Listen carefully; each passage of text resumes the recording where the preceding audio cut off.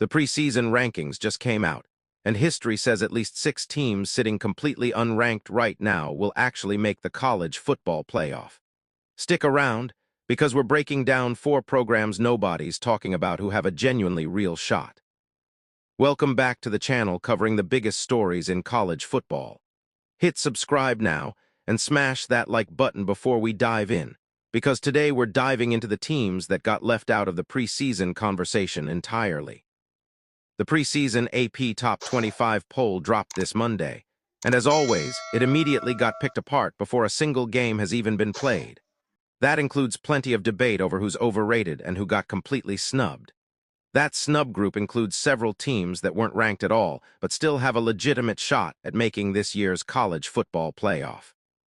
Consider this: in the first 2 seasons of the 12-team bracket format, 6 of the 24 total teams that made the field actually started the season unranked. So it's absolutely worth digging into who outside the preseason top 25 has the real potential to crash the party this year. Let's start with the Clemson Tigers. In a lot of ways, it feels like college football is starting to pass head coach Dabo Swinney by. He's been slow to fully embrace the transfer portal era, his win totals have slipped, and last season, despite having 9 total draft picks on the roster, Clemson finished a disappointing 7-6. Still, Swinney has an incredibly talented roster on paper heading into this season. He's brought in new offensive coordinator Chad Morris, someone he genuinely trusts to run his system. Outside of hosting Miami, Clemson's ACC schedule is actually very manageable this year. It honestly wouldn't be shocking to see the Tigers push toward double-digit wins, which would put them right in the mix for an ACC championship and a real playoff bid. Next up, the Florida Gators. Florida has genuinely never made the college football playoff in either the old 4-team format or the current 12-team version. They're also coming off some of the worst stretches in the program's modern history, posting losing seasons in 2 of the last 3 years under Billy Napier. But the Napier era is officially over, and in comes John Sumrall, who took Tulane to the playoff just last season. Sumrall worked hard to convince Florida he could turn things around, and he's already put together a genuinely capable coaching staff. Pending how an interesting quarterback battle shakes out, Florida might actually have the pieces in place to surprise a lot of people this year.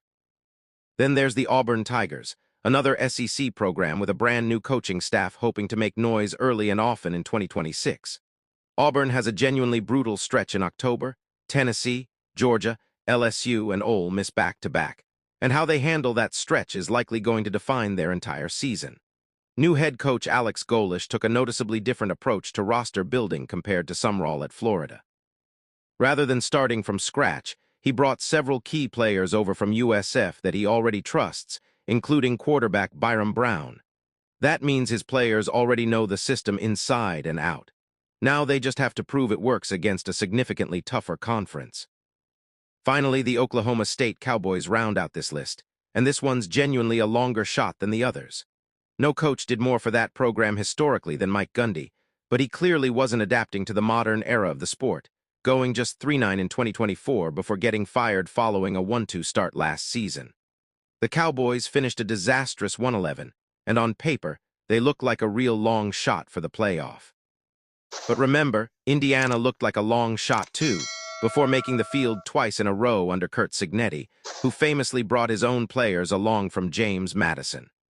New Cowboys coach Eric Morris is hoping to replicate exactly that formula, importing his North Texas offense wholesale. Because of that system carryover, SP Plus is actually projecting Oklahoma State at plus 21.7 adjusted points per game, which is genuinely strong enough to be competitive in the Big 12, and could put them in the playoff conversation by season's end. And as a bonus worth mentioning, there isn't a single Group of 6 program anywhere in the preseason AP Top 25 this year, yet at least one Group of 6 team is virtually guaranteed to make the college football playoff field once the season plays out. So no matter what happens with these 4 teams specifically, at least one program from completely outside the rankings conversation is going to punch its ticket to the playoff. Which of these unranked teams do you think actually makes the college football playoff this season? Drop your prediction in the comments below. I read every single one, and I want to see this discussion take off.